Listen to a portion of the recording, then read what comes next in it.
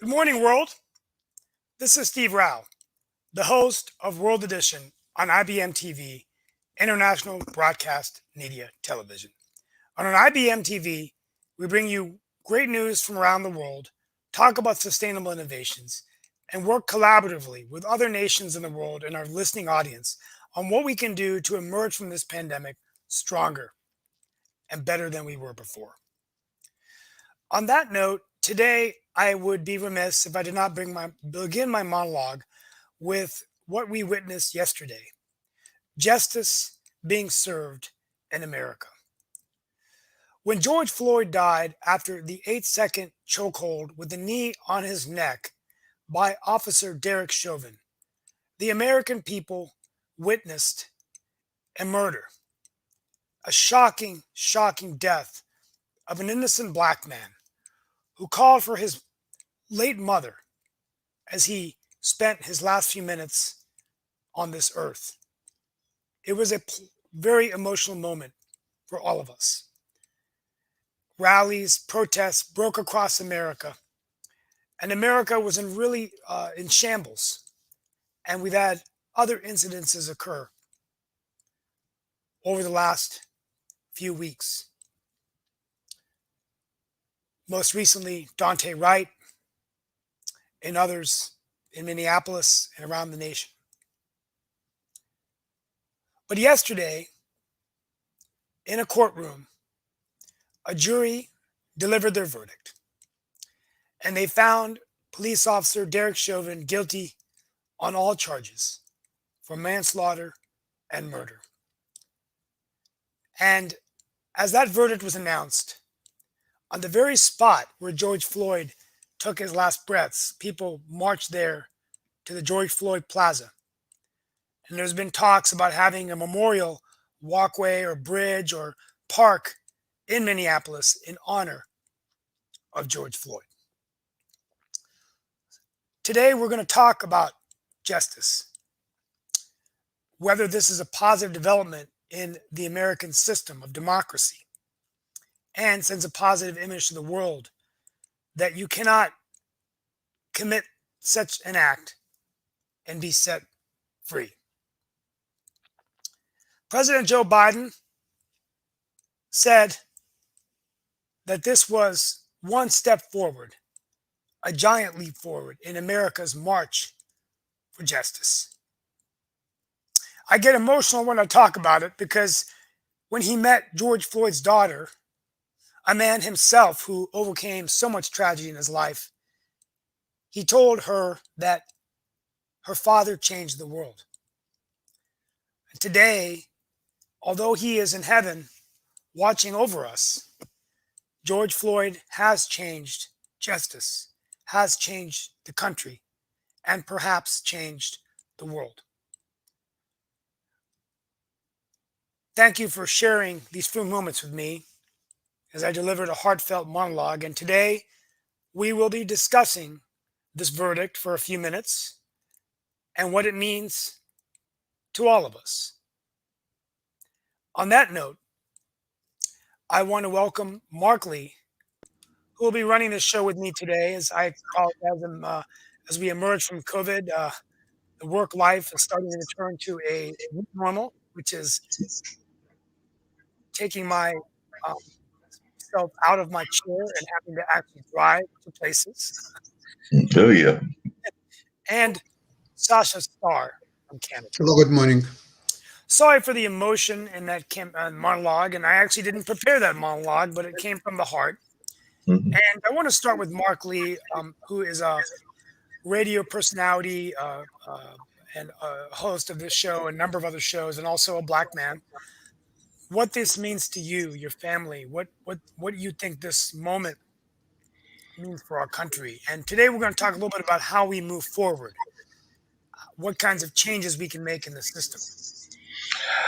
I agree with something you said earlier. It was definitely a victory within the justice system, but as many folks have said, Al Sharpton included, it was just one step within what we need to do within the justice system. There's actually, I believe, a bill in Congress's floor that is named after George Floyd that is about Yeah. police reform and We're going to about talk about we're going to talk other about types the of bill today. reforms Yeah. as well. And that kind of action is what is needed in a greater step. So, like I said, definitely it was a moving moment. A lot of people throughout, including some of my friends in the political arena. I saw that Jillian Johnson, our mayor pro tem here in Durham, had written something about how justice had been served and how she felt good about it. And of course, she is an African American woman. I've seen other people like Carl Kenny, a well-known reverend around here, write about it as well. So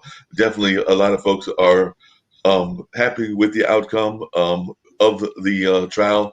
Definitely, a lot of folks, that's the outcome they were expecting, but feared that it would not happen. So, like I said, the fact that the jury came down with the verdict that a lot of folks felt was the correct and the just verdict is definitely supported by a lot of folks. I'm sure there are others that are not pleased, but I would say the vast majority of the African American population was pleased with the verdict and are definitely hoping that it will lead to changes within the judicial system, because all we've got to do is look at statistics to see how unfair the judicial system can be and the policing system to African Americans. So, like I said, we can look at the statistics of who's in the prisons. We can look at the statistics of a number of things within society.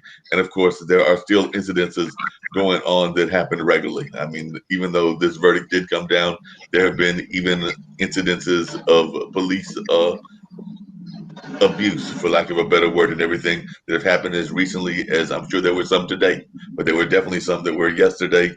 And of course, as you mentioned, right there in the same area where George Floyd was, we still have to face the what happened to Dante Wright. So, like I said, there is a lot of things that are going on in society, and like I said, this is a case of justice prevailing. It doesn't always prevail, but like I said, and as you mentioned, when it doesn't prevail, sometimes it can. There's no way. I mean, even though they're glad of that verdict, I can only imagine how happy they are with the verdict. And he has to have relatives here in North Carolina. It's not going to bring Mr. Floyd back. It's not going to bring George back. So, like I said, they have lost that person.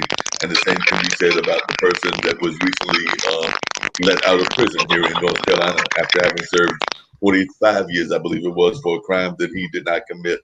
But folks were diligently behind him and did research, and he even got some money for that, a significant amount of money. But even he was feeling that the amount of money he got for what he lost in terms of his years in prison was nowhere near enough. So, like I said, there's just so many things that need to be done in the reform of the police system and in the reform of criminal justice in general. I mean, one of the leading people, and then I'll just leave on this note, one of the leading people of criminal justice in our area, and she's been doing a lot of great work in that field, was been and continues to be CJ Davis, our police chief here in Durham. But sometimes when you do that great work, other people start noticing as well. So it was recently announced that she'll be leaving Durham and heading to Memphis. So she'll be leaving this area and heading to Memphis to run their police department. So we'll be trying to find somebody else to come into her shoes and fill it and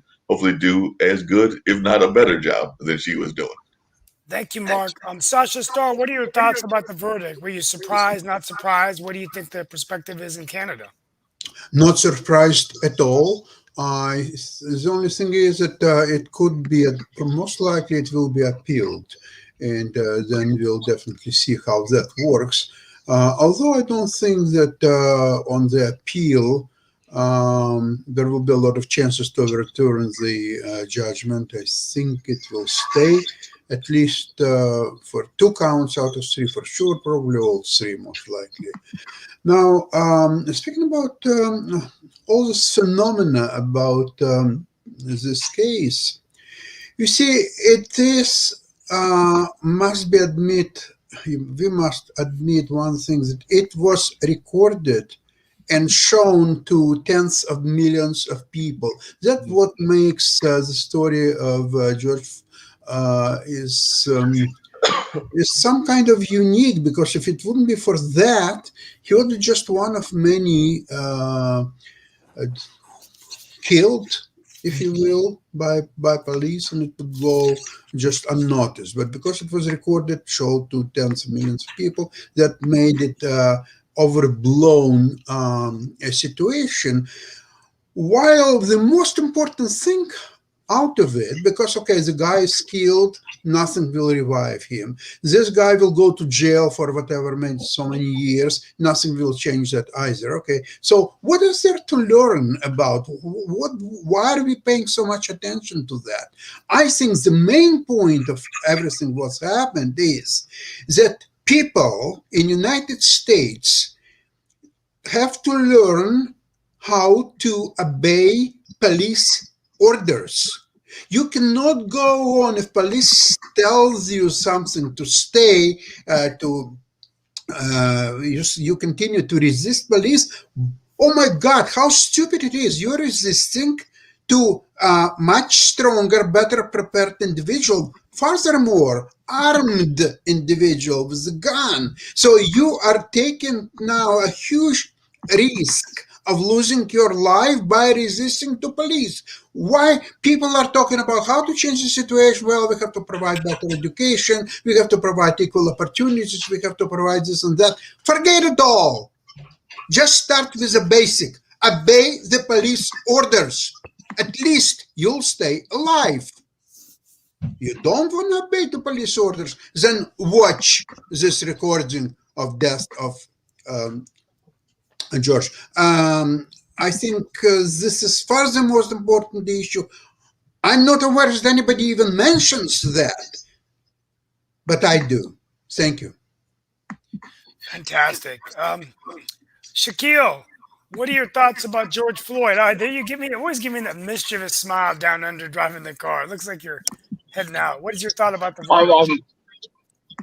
I'm not driving because I could get pulled over by the police if I was actually the one driving. So I'll just say that for the record. Okay. Look, you know, I said last night. I actually said, look, it's an alleged offence. Now, you know, there's been a determination that a homicide was committed by a murder was committed by George Floyd.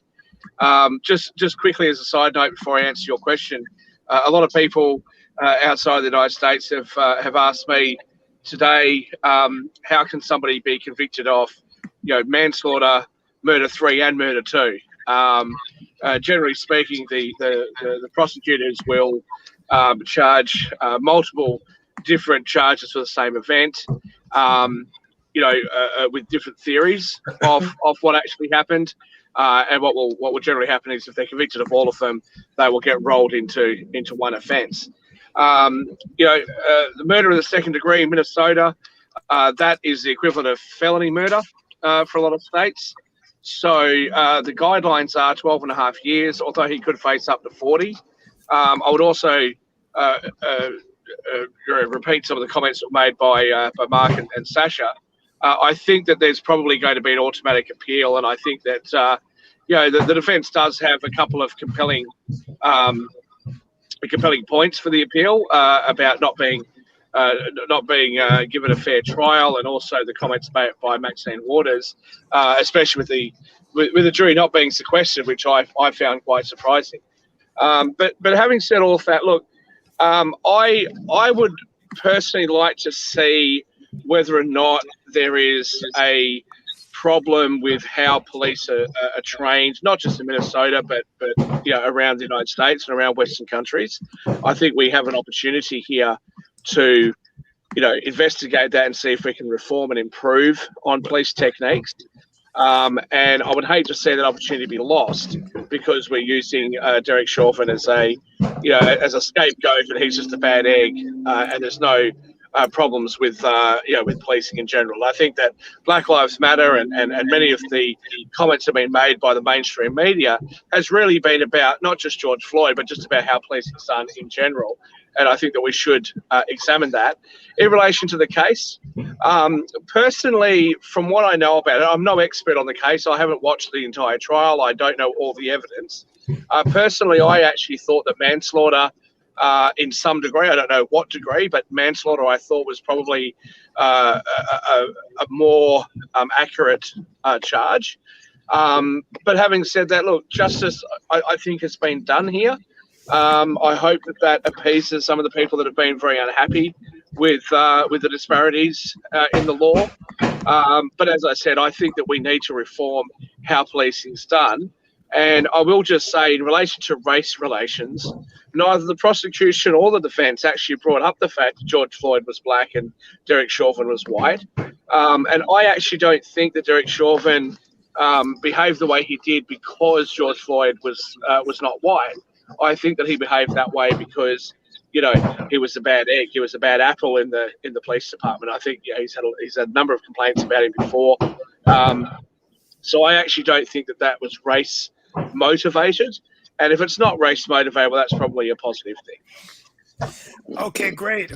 So we're going to spend a few more minutes on this. Now, President Biden initially had, made an issue that he was going to have a task force that was focusing on policing, but is now advised that he's not going to do that, but he's going to focus more of his efforts on what's called the George Floyd Policing Act. So before I go into the Policing Act, we're going to go through it a little bit today.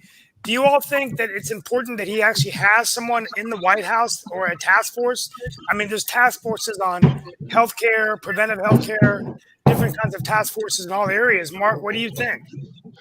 I mean, a task force can be a wonderful thing. Sometimes I think that we get too caught up in task force and all of that, but definitely something that needs to be examined. And if he wants to do it through a task force, I don't see that being an over problem or anything, but definitely it's something that needs to be examined. And the one thing about a task force is that you can bring forces from all aspects of society, meaning that you can bring the community activists into the conversation that are involved in that kind of work. You can definitely bring law enforcement in. You can bring a number of other people that are involved actually in that kind of work so that we can all come to a like-minded decision.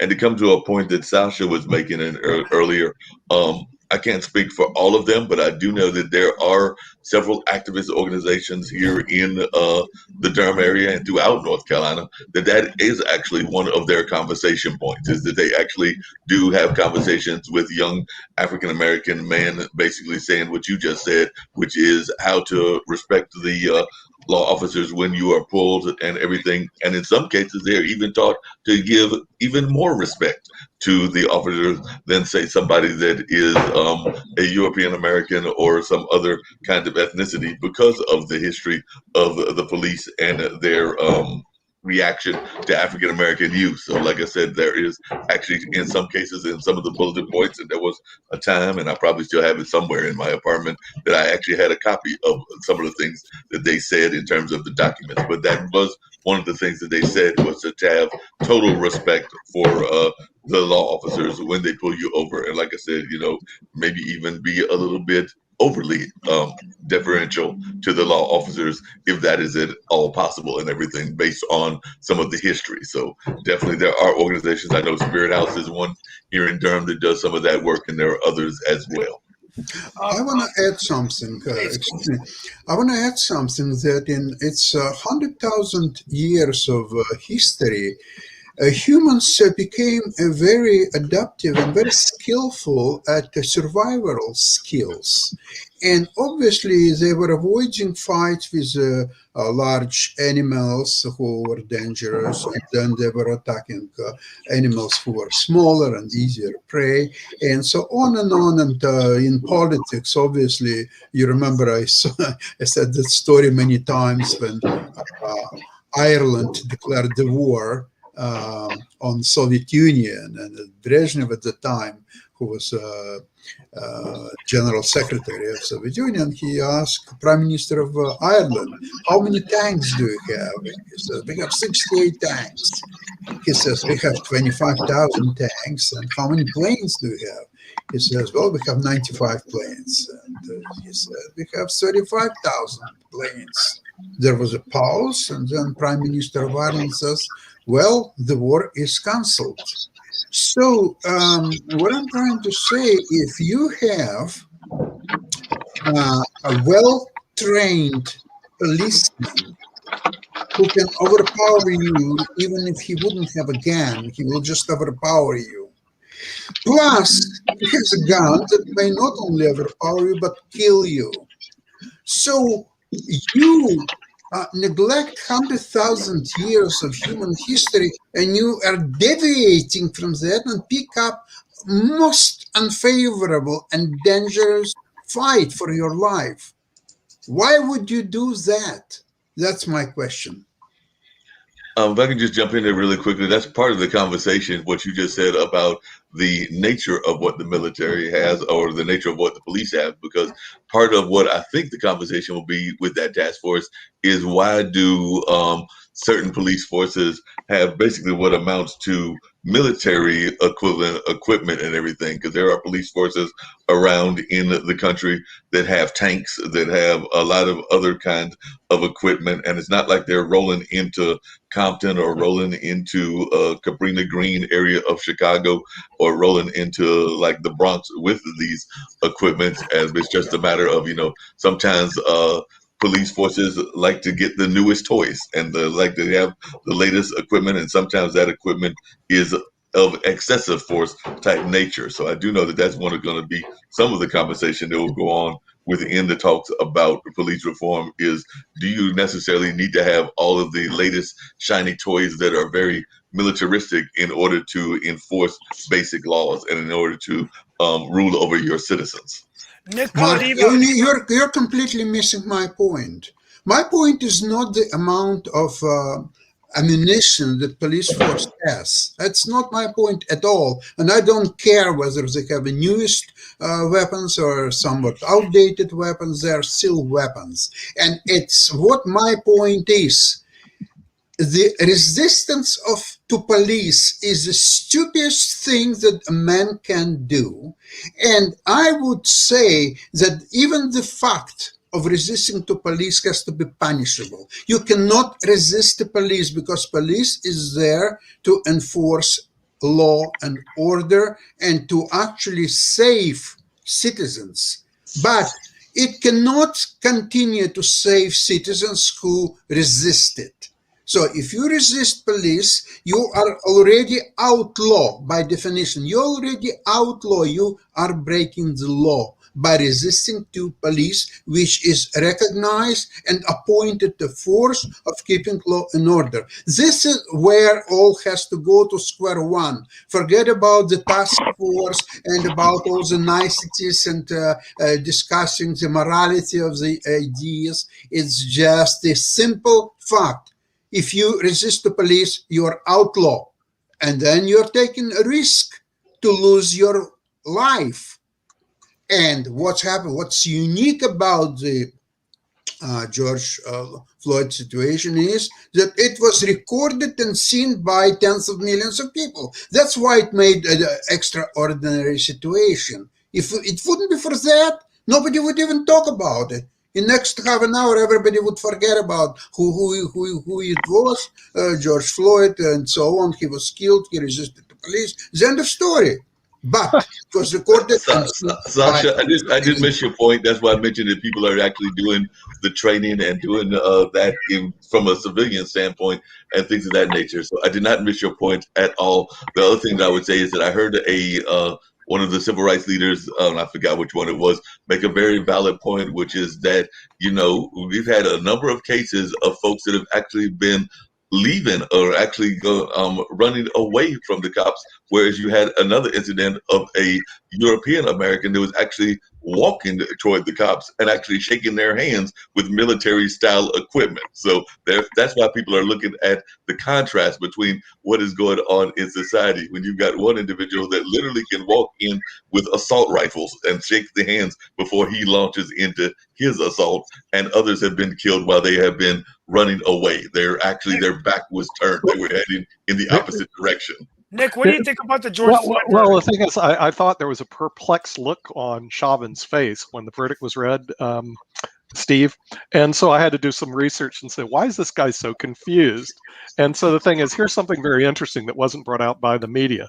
This guy has actually been involved in three police shootings, one that was fatal.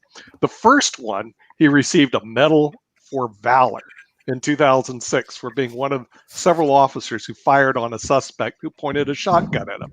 Then he got another Medal of Valor in 2008 for a domestic violence incident, which he broke down a door and shot a suspect who reached for his pistol. Then he received another commendation award in 2008, where he and his partner tackled a fleeing suspect holding a pistol. He received a combination medal in 2009 as working as an off-duty security guard for a nightclub. So, counselor, the reason why he was so perplexed on the verdict, he was looking for his Medal of Honor, and he didn't get it. Okay, because he's always used to getting it. Well, that's not always true. He also had apparently 18 complaints against him, 2 ending up in discipline and official letters of reprimand, where apparently he was the owner of this nightclub was critical as his tactics was, he, according to the nightclub owner, this is way before it, was overkill, and he was unnecessarily aggressive on nights when the club had black clientele, calling fights by dousing them with pepper spray and calling several police cars as backup. Now, granted, he's in volatile situations, but the real problem, I think, from his standpoint, I'm just looking for Derek's standpoint, he's going like, where's my medal? Didn't I do the right thing? I got a thug off the streets. Well, Nick, I don't think he's. He looked confused. It was like, let's I'm not getting a medal today. Let's not detract from what happened. Right, there was a man called George Floyd who lost his life, and that's a great tragedy. But let's not detract and add all these other things to it. Police services around the world, not just in America. I know you guys love to think you're. No, you're going to have to add these things to it because the sentencing takes into account his priors. Yeah. That's the reason I'm bringing it up. All this stuff is going to be brought up in the Senate. Watch. Well, okay. Well, Shaquille, I'd love to hear what you got to say about police forces around the world, because I agree that there have been, not just here in the United States, there have been incidences in England. We are fortunate enough to have Brother Mike on our show. He oftentimes talks about what happens in Nigeria, and that's actually black on black, because the police officers are actually black as well. I wasn't talking about Nigeria. If I can just say what I was actually going to say, rather than you guys assuming what I'm going to say, because I'm the new face of Anglo-Saxon conservatism. Let's just look at everything individually. We have seen in police services around the Western world, we have seen police services try to recruit very aggressive. Whoever's got knocking in the background, if they can mute themselves, please. We've seen them recruit very aggressive officers. We see this in the military as well.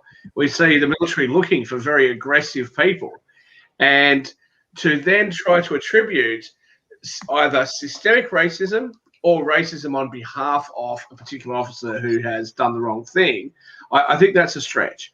I believe that there is a major disparity in how people of color and black people are treated in America, more so than what there is, I think, in other countries. And I think there's a history of it. But I think that we just want to be careful about not just singling out a particular individual, but looking at the whole system. Now, when I say looking at the whole system, I'm not going to go so far as to say there's systemic racism. I'm not going to go so far as to say that everybody in the system is operating with a base of racism behind them, nor am I prepared to say that racism is what underpins all of these things. But what I am prepared to say is that we need to look at these issues, and I would hate to see these issues not be looked at because we're going to scapegoat one particular officer, Derek Chauvin, or the other 3 or 4 officers that were involved in the incident. Fantastic. I mean, this is a really great conversation. Let's spend a few minutes on the George Floyd Policing Act, and then we'll end on this issue because we'll be talking about this in terms of what his sentence is going to be, and we'll talk about other things going on in the world. Vice President Harris visited North Carolina yesterday, talked about on Monday, she talked about jobs and community colleges. Scott Rawls, who we had on the show, was testifying at the U.S. Senate on a committee on workforce training. That was fascinating. But basically, the George Floyd Police Act I'm going to go through just a couple of high levels of thing here. So it's basically holding police accountable for racial profiling and changing the culture of law enforcement. So it's establishing a national standard for the operation of police departments, mandating data collection for police counters, reprogramming existing funds to invest in community-based policing, streamline federal law to prosecute excessive force and establish independent prosecutors. And the language of the bill is identical to that passed in the 116th Congress. And it's called the George Floyd Justice and Policing Act.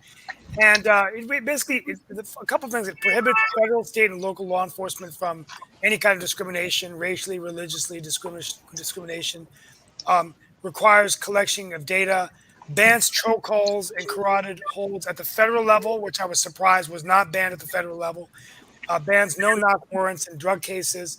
I could go on, but what are your thoughts about it also requiring marked federal police vehicles to have dashboard cameras? So it's a pretty comprehensive piece of legislation. We'll start with you, Mark. I mean, do you think that this is a step in the right direction, this kind of a policing act that's holding more stringent federal standards for law enforcement?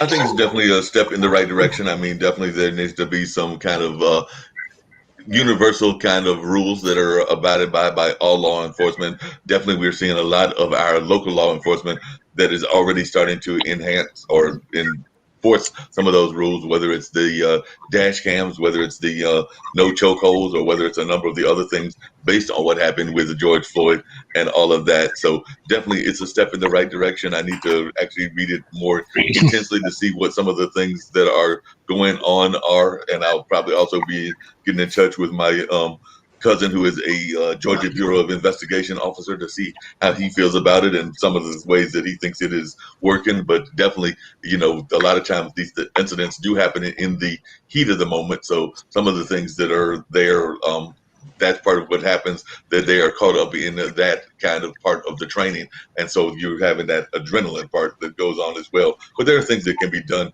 that all officers can deal with. And I think that even my cousin Jonathan would agree with that, even though he definitely has told me a lot about how police are trained and some of the things that they have to deal with on a regular basis. So I do have sympathy for the law enforcement individuals based on having one in my family and also having some friends that are in that field and all of that. So that's my thoughts on that, is that it's definitely a step in the right direction. I'm going to read it in more detail and find out some of the things that are on there and see if I agree with all of them, or if there's some things that I think that they might need to be wanting to take out. But definitely, I mean, that's one of the things with these kind of bills is they give you the whole kitchen sink, and then some of the elements will be taken out based on the negotiations between the various parties, in this case, the Democrats and the Republicans, with the independents having some voice. But definitely, it'll be interesting to see how it all plays out and what is the final results and all of that. So I'm curious to see what Nick's got to say. And then I'm going to go back on mute because it was me that was having the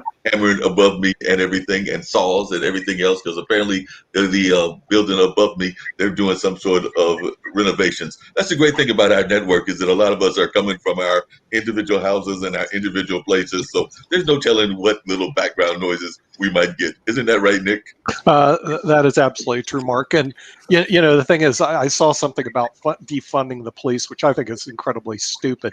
Actually, you need to fund the police more, and because think about it, they're probably not paid enough. And the reason Derek Chauvin was on the field is no one else would take his horrible job. Because if you think about their job, how bad it'd be. If you look at all the crappy jobs in America, police have to be high up there, and you have to be a little sick to want to do it. Come on. You spend all your time throwing your life on the line where people can shoot you, kill you. You're getting involved in fights and arguments and stuff like that. Frankly, they're probably not paid enough. I don't know what they get paid, but they're going to have to pay me a lot to do a job like that. That's an absolutely horrible job, number one. Number two, if you make a mistake like Chauvin did, you're going to pay for it. Because we do expect a lot from our police. At least it looks like we're going to have standards for the first time. If he's convicted of murder, it's not a mistake. Yeah, that's true. But the thing is, the reason why it gets so much publicity is it's like an airplane crashing. You're not supposed to crash an airplane, and you're not supposed to sit on somebody's neck for 9 minutes and think that that's okay. And so what we have to have is higher standards for our police, probably better pay for our police, and better training for our police. And I don't see any of that done. When he was working as a security officer, why was he doing that? We never get into it. He was probably doing it for the money, because who knows what he was being paid on the police force in Minneapolis. And so I think what we need to do is actually have, better trained officers, higher paid officers, and also have some respect from the community about the officers and have more involved in the community so they do get the respect of their individual community. And then we also need to look at some of the other crimes that take place because we ignore them and why these crimes are taking place. A lot of them are ticky-tack or drug-related crimes that could be eliminated with a change of laws, and then focus on the real crimes that are out there. And we don't tend to do that as a country. In other words, this war on drugs was just completely wrong and still is wrong today.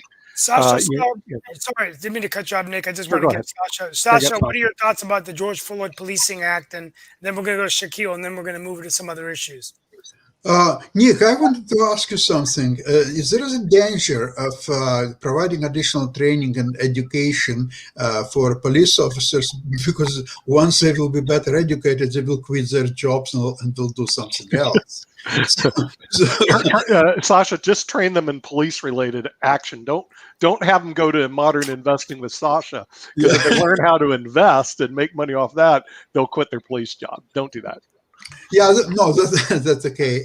There's very little I can add to. My message is very clear. The most important issue is absolutely liquidate the idea of resisting to police. That will solve so many problems at once.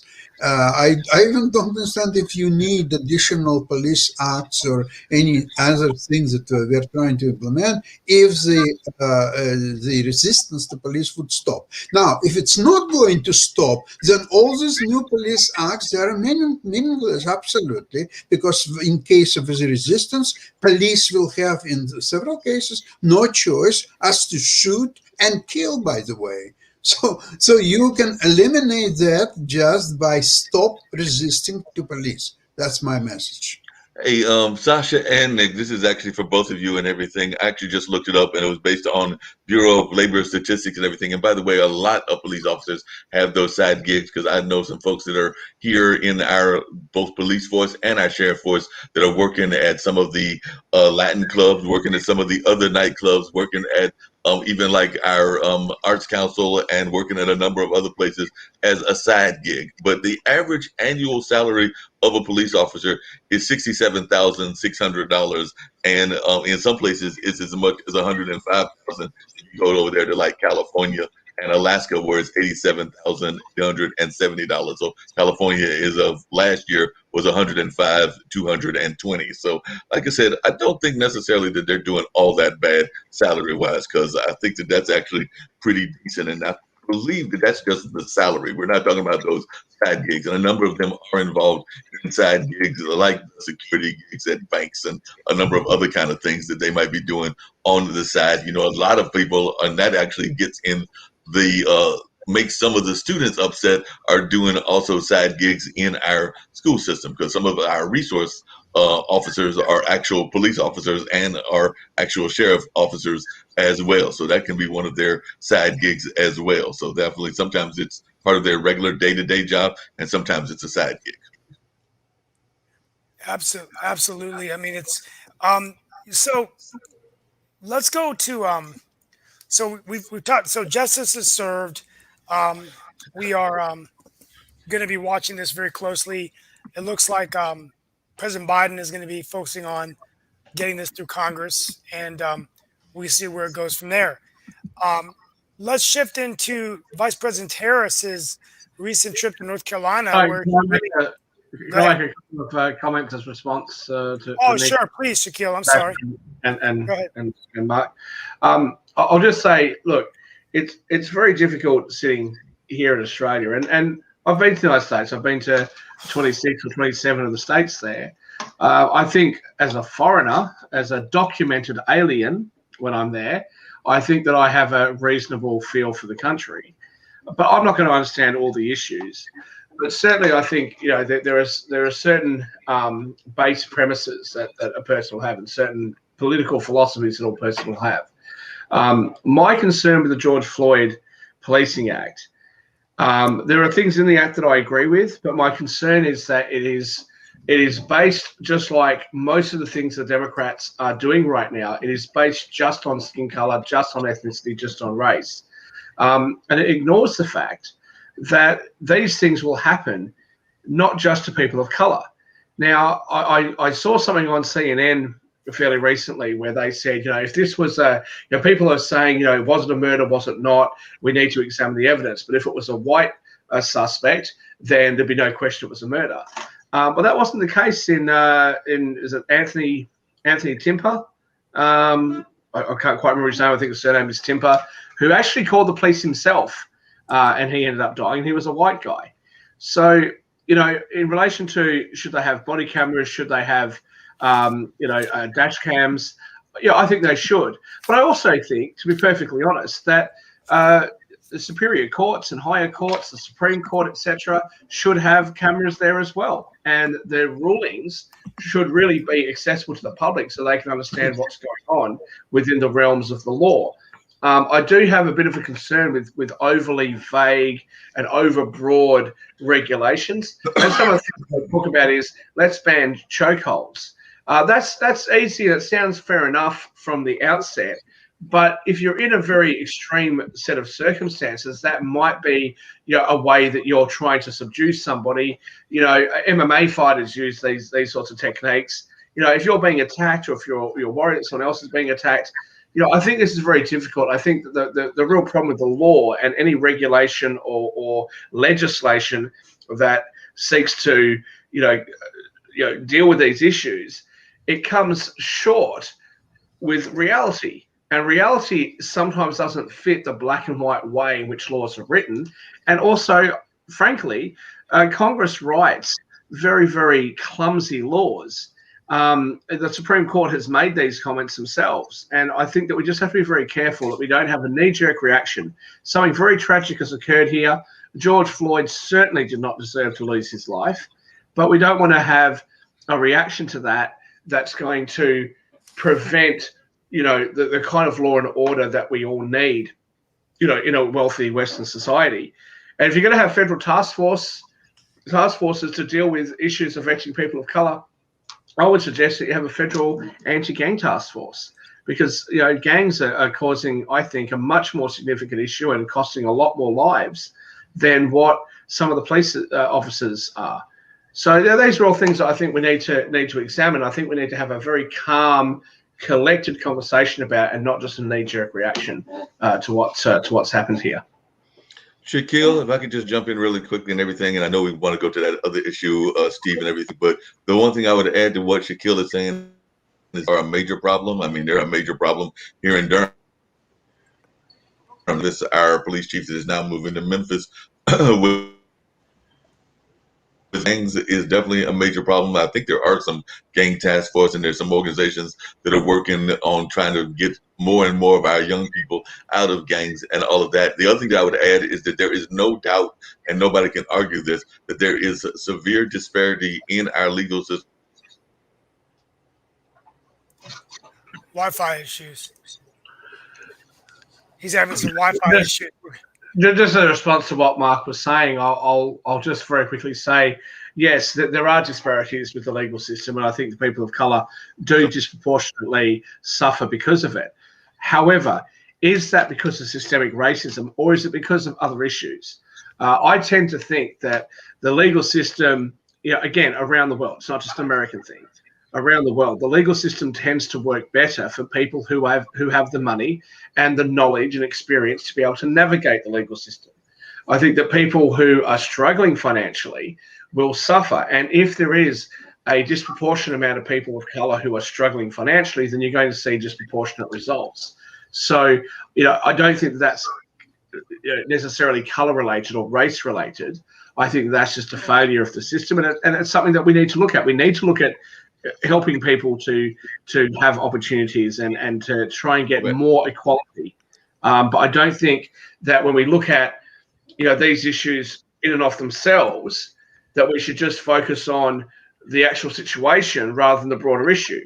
If Derek Chauvin was found not guilty on all 3 counts today, or yesterday, your time, I would still be saying, of course, we need to look at reforming the police department. I think that most people in America would say we need to look at police reforms. And that's the point that I'm making. This case has brought light to the issue, but I don't think that the guilty or not guilty verdicts, whatever they would have been, I don't think that should determine what our response is. And the idea that, okay, because there's a guilty verdict here, we're going to do things like, have a federal investigative body to look at racial prejudice within the police service. What that does is it reduces the issue down to it must just be motivated by race instead of looking at what else might be going on. Okay, we got about 12 minutes left. I'm going to have to leave a little bit early today, but let's talk Steve, a little bit about. You got to say the whole time because you've only got 12 more minutes, and we just had a major historical moment here and everything. The supposed conservative of IBMTV, namely Shaquille, and the supposed liberal of IBMTV, namely me, have agreed on something. So that's a wonderful thing that has happened in the world. Well, I'll remind you, I am not the face of Anglo-Saxon conservatism. I'm a libertarian, if I have to have a label, and I believe in fairness and reasonableness. And this was the same thing when you asked me last week about my opinions on how to help black kids who are flunking out of high school in Durham.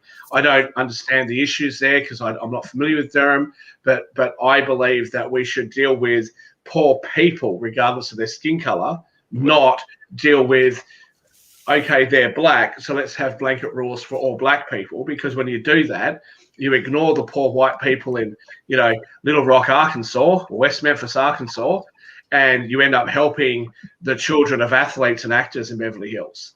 So I do care very deeply about poor people, and I spend a lot of my time, I'll remind you and some of our other viewers, not only am I the president of the Pacific Rim Chamber of Commerce, but I'm also the president of the International Green Alliance.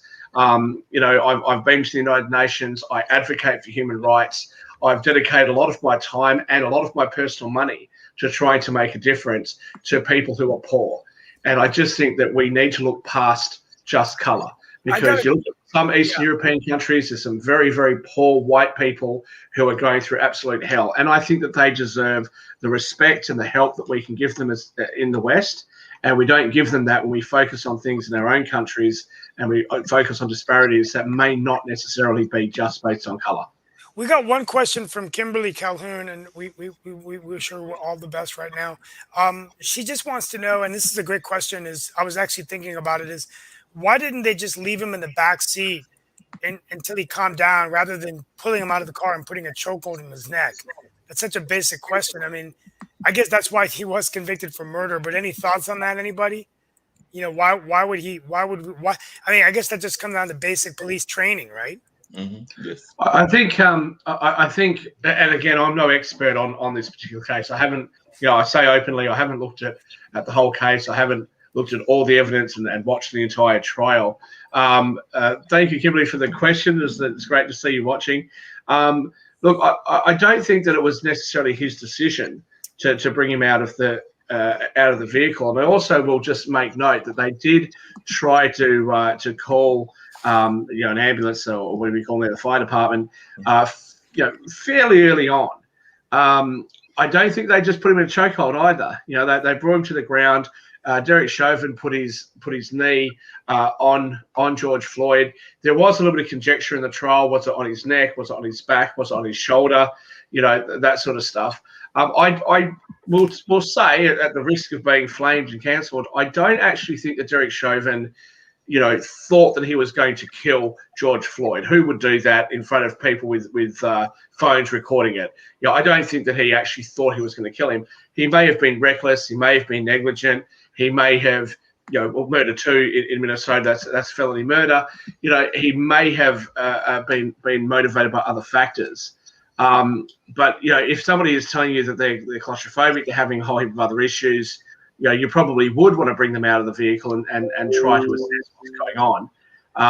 I think it was a difficult circumstance, but I don't think it was motivated by some desire to let's just kill a black man on the streets of Minnesota. Okay, I mean that fair enough. I mean, I guess it just wasn't, I appreciate that question, and I think it goes to show that, we need to get better training at the community level, and also community policing, which the bill mentions. Before we go to the next issue, we're even doing that in Morrisville, where our police chief has cocoa with the cops. Comes to Indian festival, Diwali, shows different cultures and communities. It's all about building bridges and overcoming this bias that exists for whatever reason. That when you see a black man running in a neighborhood with a hoodie, someone says, well, let me pull out a gun. Are we safe? And I think a lot of it is, I'll close out with 13% of black men incarcerated, with only 44% of blacks owning homes. The media, if you go to the Wake County Courthouse, most of the defendants going into the courtroom are black African-American men. And so there's a stigma that comes in that, well, they might be dangerous, they might be safe. So this is also bias that's incorporated. So you can have bias and not be racist, right? Well, Steve, let's separate a couple of things here. The fact that there's a disproportionate amount of people of any skin color going into court who have been charged with crimes, that does not automatically mean that there is racial prejudice within police services. There could be other issues. Okay, if it is true that, which is really the claim today of the proponents of critical race theory, if it is true that black people in America have been deliberately held back by a racist society who won't give them opportunities, then it stands to reason that black people will disproportionately inhabit ghettos and will not have many opportunities. And so they will look to other ways of trying to improve their lives. Now, that may mean that a disproportionate amount of them will look at crime as being a way to get ahead. The fact that there's a disproportionate amount of them charged with crimes and going in front of courts isn't indicative that there is a inbuilt racist bias within police services or the judiciary. That would only prove the point that was made earlier, which is that black people are held back from opportunities that other people would have. So, again, I'm not trying to suggest that black people haven't had a hard time in the United States. Of course they have, and other minorities in other countries certainly have. But I just think that we just need to be very, very careful about just bringing everything down to race. When you do that, you can ignore some of the other issues, or you can look at it and go, well, it's just racism, and you try and deal with racism in ways that I don't think necessarily help. In ways where you say, if somebody's accused of a crime but they're black, let's not sentence them as harshly as we would somebody who's white. That doesn't really help. That's optics. So you have less black people incarcerated, but it doesn't actually help the community. It doesn't help the young people who are struggling to get ahead, who are denied those opportunities. That's why affirmative action doesn't help. When you try and take black kids from schools and put them into Ivy League universities without actually helping them to attain the educational credentials that they need and the educational experience and qualifications that they need, what ends up happening is you get your first and second years students correct as far as optics are concerned, but you don't look at how many of them are failing the subject, right? And so you end up looking at it, instead of dealing with the underlying issue which holds them back, you end up looking at it and going, well, let's just make sure that we fit a certain criteria. We have 10% of people who are black and 5% of people who are American Indian, and et cetera, without actually dealing with what is the thing that holds these people back. And that's my main concern when we only look at things as far as skin color rather than what is actually going on in these communities. Yeah, No, I that's a agree good with you point. I agree with you that we have to look at other issues, including the issue of class, and definitely I agree with you, Shaquille, that that's the reason that gangs are able to prey on folks in the inner city, and I don't care whether that's the inner city of Durham or the inner city of New York or the inner city of California, because they are giving them or presenting that opportunity to them, or at least giving them that perceived opportunity, because they're not going to tell them about the consequences of, as Sasha put it, dealing with and having to face a high, a highly armed police force and a number of other things, including other gangs and everything. So of course they're not going to use that as a selling point, but they are going to tell them that this is a way for them to get out of whatever their hardship is. So I agree with you that we do need to deal with the class issue. The class issue is a very important one. The one thing I will possibly disagree with you on, Shaquille, is affirmative action, because I was actually the product of affirmative action. It's part of the reason that I got to go to Marquette University, because they had a program called EOP, Educational Opportunity Program. That is the reason I got to go to that fairly elite university there in Milwaukee and everything. And definitely it was for people that either didn't have the greatest grades, and my grades weren't all that superb, or they were decent, but not like super superb, or that had financial problems, like my roommate of many years who went on to a state government job, Ruben Anthony. So like I said, I have seen programs where affirmative action has actually helped folks get into schools, and they have used that opportunity to go on to some pretty decent careers. Mark, I'm not going to take away from your experience. All I'll just simply say is that when you have affirmative action, without looking at the underlying issues, instead of taking people who could benefit from extra assistance coming into these sorts of courses, what you end up doing is you end up seeing Ivy League schools, for example, just trying to take black kids, regardless of their socioeconomic background. What you end up with Will Smith's kids filling part of that quota, and not the kids in Durham. Rather than just saying, let's base it on color and let's have affirmative action in that way, I believe that what we should be looking at as a society is, okay, we want to be able to include these people into various areas. If they don't have the right education, let's give them a bridge. Let's give them bridging courses. Let's spend some extra time tutoring them, etc., so that they can have those qualifications. I know that we have to leave, so I'll let other people speak. I just want to say one last comment to the viewers, and just my view in general.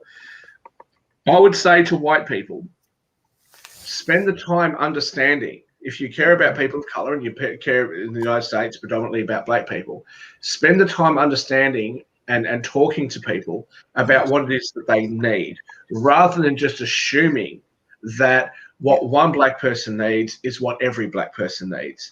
And what I'll say to people of color and American blacks is, don't assume that every white person is your enemy, because especially today, the vast majority of white people, I think, are not. And work with them, not just to make a difference to yourself personally, but advocate to make a difference for your community. That is going to be far more profitable than just, advocating for mayhem, or just trying to have blanket rules and treat everybody exactly the same. No, I agree with that. Yeah, absolutely. Well, we're about up of time, so we're going to go ahead and close out a little bit early today. We have a minute left. Tomorrow we'll talk about Vice President Harrot's visit to North Carolina, her talk about jobs, the future of work, which is something that continues to happen with Scott Rawls, the president of Wake Tech, who was a guest on our show, talking about that at the United States Senate.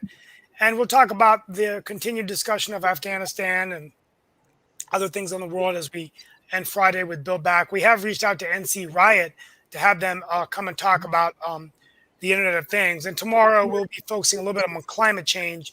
And I want to talk about smart cities and sustainability and innovation, and get ideas from our listening audience.